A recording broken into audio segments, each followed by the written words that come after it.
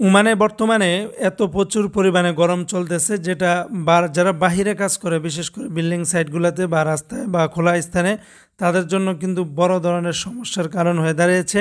বিভিন্ন জায়গাতে ওমানে বর্তমানে 50 ডিগ্রিতে ওমানের তাপমাত্রা। তীব্র গরমে নাজেহাল অবস্থা আমাদের বাংলাদেশি বা বিভিন্ন প্রবাসী কর্মীদের। সময়ের সাথে সাথে পাল্লা দিয়ে বাড়ছে ওমানের তাপমাত্রা। গত 24 ঘন্টায় দেশটির বেশ কয়েকটি প্রদেশে 50 ডিগ্রির কাছাকাছি তাপমাত্রা রেকর্ড করা হয়েছে। এরই মধ্যে গত 24 ঘন্টায় হামরা আদদুরু এলাকায় সর্বোচ্চ 49.8 ডিগ্রি সেলসিয়াস তাপমাত্রা রেকর্ড করা হয়েছে। এছাড়া সুনাইয়া, ফাহুদ, হাইমা এবং বিদিয়া এবং বুরাইমিতেও তাপমাত্রা ছিল প্রায় 50 ডিগ্রির আশেপাশেই।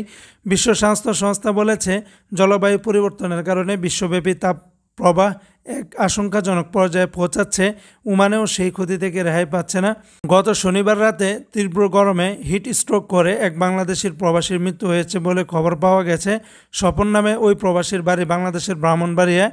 ওমান আবহাওয়া অফিসের দেওয়া তথ্য অনুযায়ী ওমানের সর্বনিম্ন তাপমাত্রা বিরাজ করছে জাবাল আল শামস এলাকায়। এই অঞ্চলটিতে তাপমাত্রা মাত্র 20 ডিগ্রি সেলসিয়াস।